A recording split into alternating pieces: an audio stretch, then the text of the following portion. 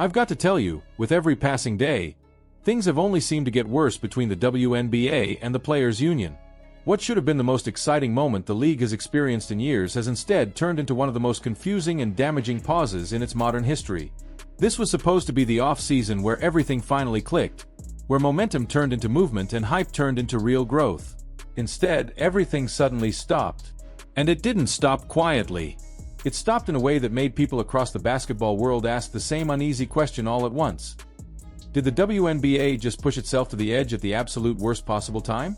Just weeks ago, the league was sitting on something it had chased for decades. Real momentum. Not forced headlines.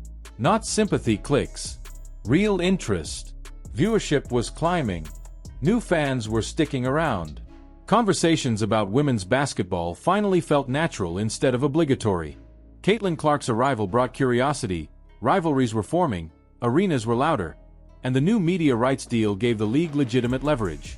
Even without a lockout or a strike officially announced, the WNBA felt like it was finally moving forward. And that is what makes what happened next so jarring. In what should have been a thrilling off-season, players should have been jetting all over the country. Expansion drafts should have been dominating headlines. Front offices should have been scrambling, making moves, reshaping rosters, and giving fans something to debate every single day. Instead of excitement, there was silence. Instead of chaos in the best way, there was a freeze. Behind closed doors, a single decision flipped the entire narrative overnight. The WNBA and the WNBPA reached an agreement on a moratorium for league business. According to reporting from ESPN insider Ramona Shelburne, this pause became necessary because the two sides failed to reach an agreement on a new collective bargaining agreement or an extension by the January 9th deadline. When that deadline passed without a deal, everything that depended on it started to unravel. Front offices went quiet. Free agency plans stalled. Expansion conversations stopped moving. Teams didn't know whether it made sense to send qualifying offers, apply core designations, or seriously pursue free agents when the entire salary structure could change at any moment. Fans who were expecting an off-season full of movement were instead left staring at a wall of uncertainty.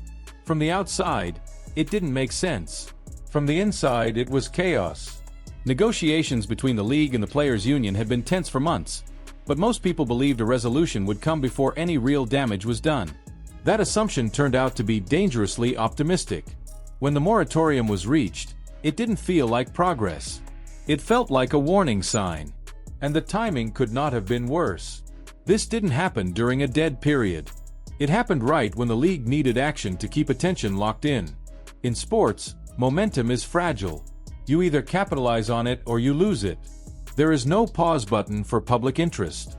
Every day without movement risks fans drifting away, especially newer fans who don't have years of loyalty built up. Silence doesn't just slow growth. It actively pushes people elsewhere. Fans noticed, and they weren't happy. Frustration quickly turned toward the Players' Union and how negotiations were being handled.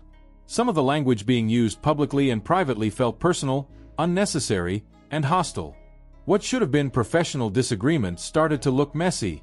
The idea of a moratorium had been floated before, but few expected it to become reality at this exact moment. January 9th ended up being far more than just another procedural deadline. On paper, it looked routine. In reality, it was the moment the standoff shifted from tense to dangerous. That was the point where an extension or a new CBA needed to be in place to keep the offseason running normally. When it didn't happen, uncertainty spread quietly through front offices and player circles. Teams didn't know how to prepare. Players didn't know whether to expect offers that actually mattered. Everyone was operating in limbo. Deadlines in professional sports are not just dates on a calendar. They trigger chains of decisions. Miss one, and everything behind it starts stacking up. Qualifying offers, free agency outreach, roster planning, expansion logistics, arena scheduling, all of it depends on clarity. By the time people fully realized how serious the delay was, the damage had already started. Insiders made it clear this wasn't a minor hiccup. Without a new agreement, moving forward with normal business made little sense. Contracts could become meaningless. Salary structures could change overnight. From a purely technical standpoint, freezing operations was logical. But logic doesn't protect momentum. and momentum was the one thing the league could not afford to lose. This is where the qualifying offers became symbolic. From the league's perspective, pushing those offers forward was a way to force reality back into the conversation. Numbers on paper change how people think. Once money is visible, negotiations stop being abstract. Players start weighing real choices instead of theoretical leverage. From the union's perspective, those same offers felt like pressure disguised as procedure. Why engage with numbers that might not exist under a new system? Why risk weakening leverage by allowing even one player to sign? Messaging inside the WNBPA quickly hardened. Players were warned not to sign anything. The fear wasn't just about locking into lower numbers. It was about losing collective power. Once one player breaks rank, everything shifts. That fear alone was enough to trigger a full-stop mentality. But here's the part that rarely gets said out loud. Not every player is negotiating from the same position. Not everyone is chasing long-term revenue models or future projections. Some players want stability now. Some want clarity. Some just want to play basketball without their careers being paused by negotiations they don't control. That creates an uncomfortable divide. Public unity, private frustration.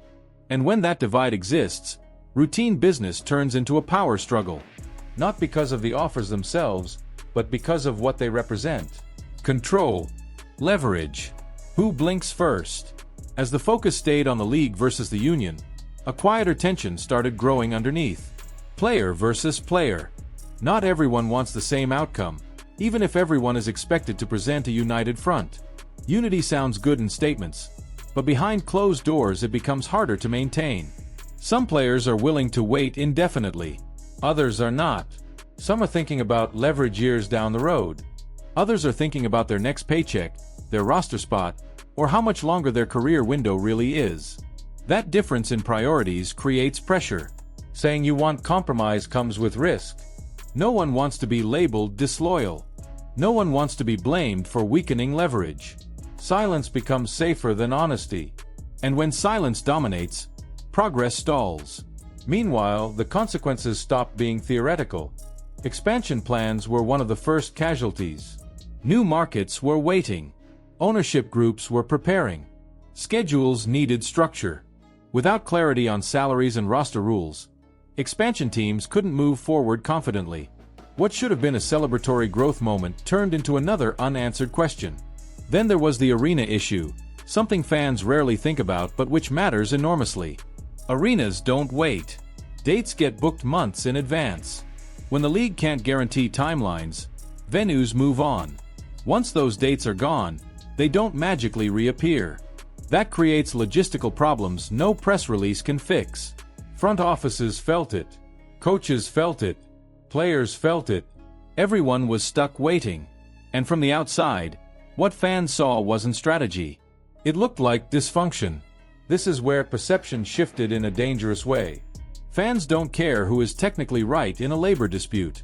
They care whether the league feels stable.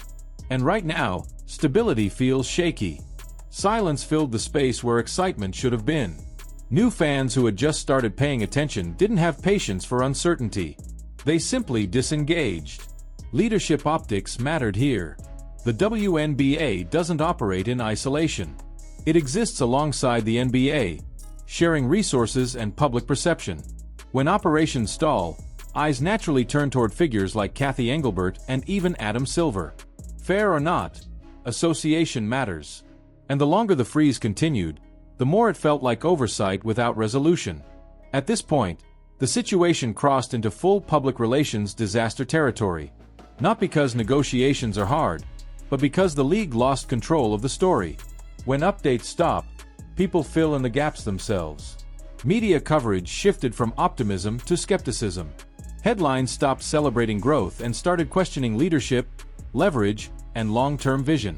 Confidence is the invisible currency of sports leagues. Once it drops, everything feels fragile. Even good news sounds temporary. Fans start asking whether a season could be delayed, whether expansion might be pushed back, whether the growth everyone celebrated was overstated. Those questions don't appear out of nowhere. They appear when trust erodes. Now the league faces a brutal choice. Resolve this quickly and risk compromise, or hold firm and risk permanent fallout. Neither path is clean, but indecision is the worst option of all. Indecision breeds rumors. Rumors create fear. Fear drives fans away. This moment will be remembered no matter how it ends, either as a short pause before growth continued, or as the point where momentum slipped through the league's fingers. Fans don't need perfection.